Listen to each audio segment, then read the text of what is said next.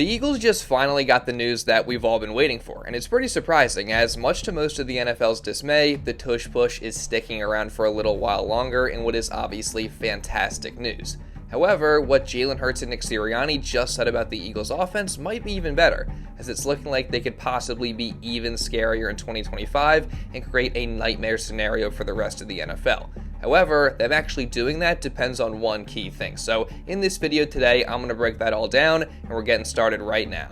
With offseason training getting going over the past few weeks, the Eagles have officially begun their quest to repeat as Super Bowl champions next season. But going into it, as with any season, there's obviously a few big questions facing the team, and some of those currently include who's going to start at the safety, cornerback, and right guard positions next season, at what point in the season will linebacker Nakobe Dean be back and fully healthy playing, until he comes back, how will the rookie Jahad Campbell fill in, and exactly how will the Eagles decide to use him.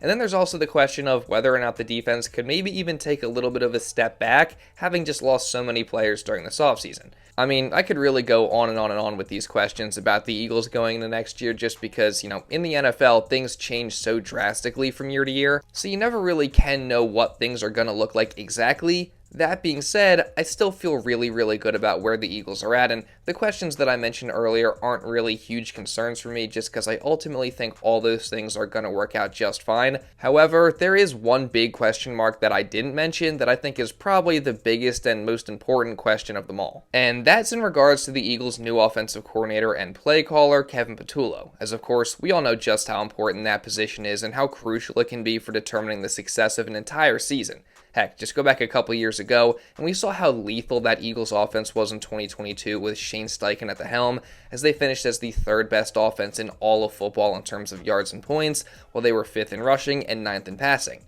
Jalen Hurts was also in the MVP conversation and probably would have won it if not for a late season injury. A.J. Brown had the best season for a wide receiver in Eagles history. Devontae Smith had the most catches for an Eagles wide receiver in a single season ever. And just overall, the offense was consistently firing on all cylinders, and there were really no weak points. But then, fast forward to 2023, and the Eagles' offense that year was extremely disappointing, which is crazy considering that they had pretty much the same personnel as the year prior, but the one key difference was the offensive coordinator position, as the extremely inexperienced Brian Johnson was the new play caller, while Nick Sirianni took on a much bigger role in creating the offensive scheme and game plans.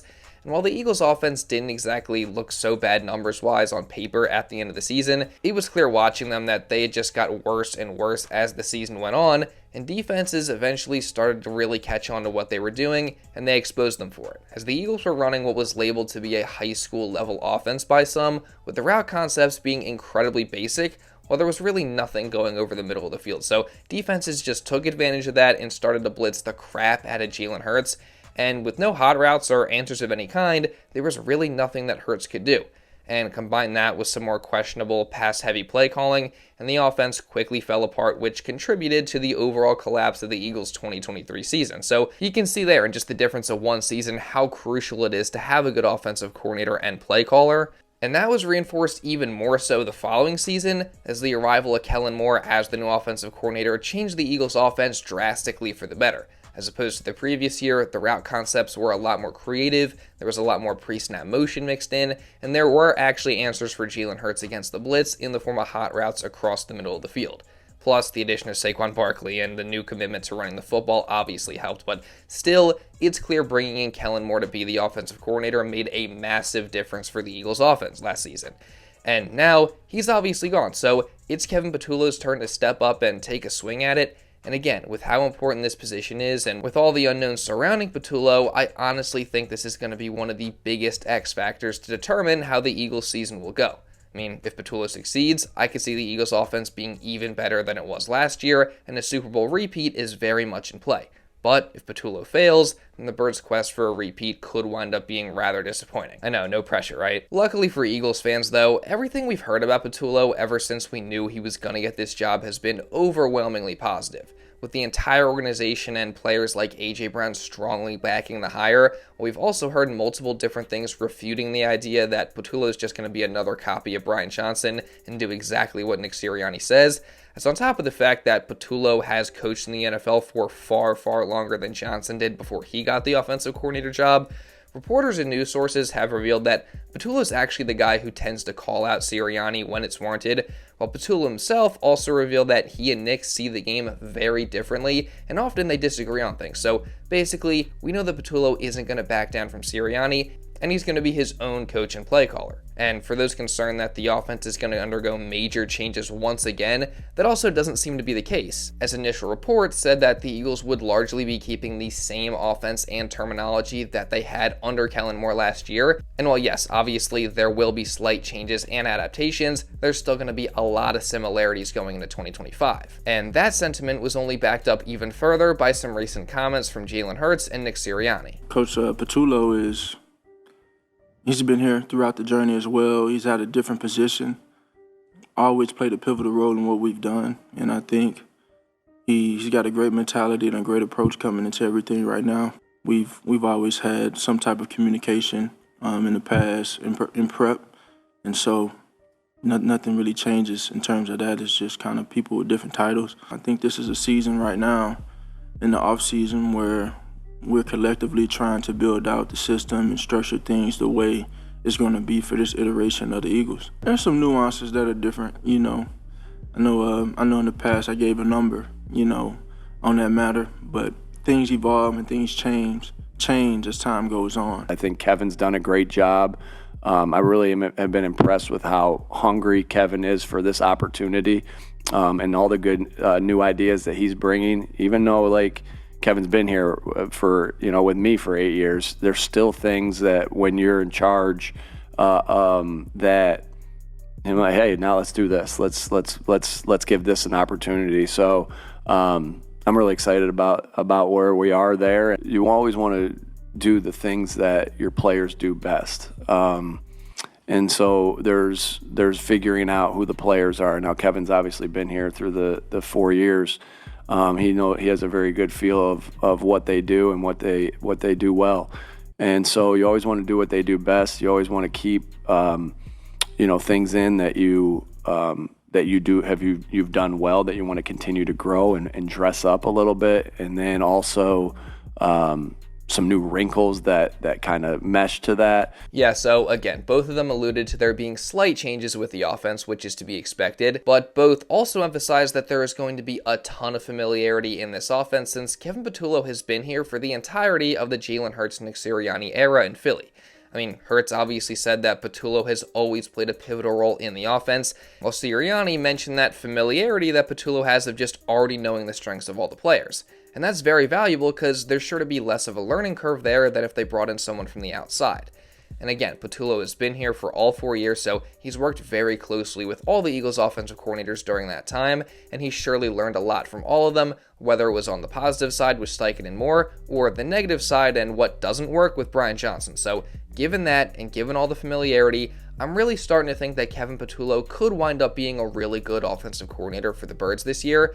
And again, if that's the case, then I could see an even better year coming for the Birds offense, which is scary to think about if you're any of the other 31 NFL teams. But I'm curious to know your guys' current thoughts. What are you feeling about Kevin Patullo as the offensive coordinator right now? And also, do you think the Eagles offense can get better next year, or where do you see them finishing this season? Just let me know all your thoughts down in the comments below. Moving on though, as I'm recording this video, today is the day where the NFL finally voted on a potential Tush Push brotherly shove ban. And I'm genuinely shocked and also pleasantly surprised to announce that the Tush Push is here to stay. As Diana Russini reported, quote, "Breaking, the Packers' proposal to ban the Tush Push did not receive the required 75% support from the NFL owners to pass, per source. The Tush Push remains alive." And she then elaborated further, revealing that 10 teams actually stood up and voted against the ban, hence why the play is still alive. And again, I gotta say, I did not see this coming, but I also couldn't be any happier. Huge shout out to those 10 teams, including the Ravens, Patriots, Lions, Jets, of course the Eagles, and even Jason Kelce, who was there advocating for the play to remain. I'll say this, I'm actually going to Minnesota. What? So there were some things said at the last owners meeting. Some of the owners and coaches hinted that the reason I stopped playing was because of the Tush Push and that I got hurt on the Tush Push frequently. What the f?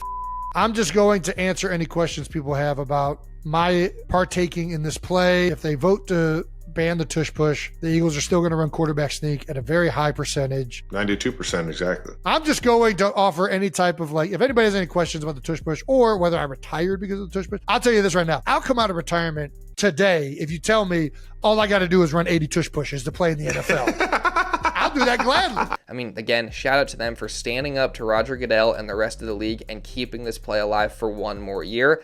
And it's also hilarious that the final vote on the ban was 22-10, and the Eagles' playoff win over the Packers was 22-10. I mean, how perfect is that? Now, I would probably expect the play to be banned next year, but whatever. For now, this is a huge win, and the rest of the league is going to have to deal with it for one more season, and that includes the Packers, who I hope the Birds absolutely spam this play against when they play each other this year. And the great thing is, they really can't do it back, because the Eagles are simply better at it than everybody else. To the most important play in the playbook.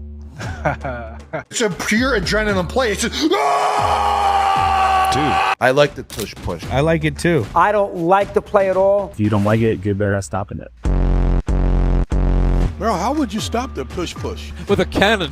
It's too much of a rugby play to me. That's got nothing to do with any rugby movements. I don't know what's more of a football play. I really don't. Your side pushes, our side pushes. Who can push harder? We're just going to bulldoze against each other like machines made of meat. Hey, I don't think they should can the play because only one team knows how to run it right. Sorry, our dogs are hungrier than your dogs. We're just tougher than you. Bring it. If everybody could do it, everybody would do it. Again, I just couldn't be happier that this play is sticking around, so drop a like down below for that. What I definitely don't like, though, is the recent disrespect that a couple of Eagles have gotten, starting with Jalen Carter being left off of PFF's top 10 players under 25 list, which is just absolutely insane to me, because we all know that Carter's already one of the best defensive tackles and just defensive players in general in the entire NFL, so for him to be excluded from the top 10 on this list is just crazy to me. Now, PFF did make up for it a bit by putting Hurts in the top 5 at QB rankings and A.J. Brown number 1 in their wide receiver rankings, so I can't get too mad at them. But I feel a little differently about these comments from Fox Sports radio host Ben Maller about Nick Sirianni. He's got the gig, and they won the Super Bowl, and rah, rah, rah. Even after that, Nick Sirianni, if he was a stock, he is a highly volatile stock. Sirianni's not there for a long time in Philadelphia, but man, is he there for a good time. He's amateur. He does everything you're not supposed to do as a grown-up, like fans heckle him, and he's a pompous a-hole schmuck. And it's fine if the Eagles are winning, and it's not going to last. Oh, brother, this guy stinks! I don't want to spend too much time on this, but it just genuinely baffles me how people still have this opinion after Nick Sirianni won the Super Bowl. Like, dude, get off your high horse. The guy's having fun. He's being himself. Like, it's not that big of a deal. And him saying that this isn't going to last is also hilarious, considering that Sirianni has made the playoffs every single year he's been a head coach and gone to a Super Bowl in half of them. So, yeah, I mean, hate all you want, but Nick Sirianni is one of the best coaches in the league, and there's no debate in that. Moving on, though, we did just get some more breaking news today, as the Eagles, along with the rest of the NFC East, will actually be featured on the mid-season edition of HBO's Hard Knocks in December. And as a fan, I think this is going to be pretty awesome just to get a behind-the-scenes look into the Eagles season and the rest of the division. Now, as a player, I'm sure it sucks, and A.J. Brown has already made that clear, but as long as the Eagles just don't allow this to be a distraction, then I honestly like it. And then on top of that, it was also announced that the NFL is introducing a new award next year, that being the Protector of the Year award, which will go to the best offensive lineman. And this is just so awesome because linemen don't really get enough credit as is, so I'm glad to see them finally getting some recognition in the form of this award.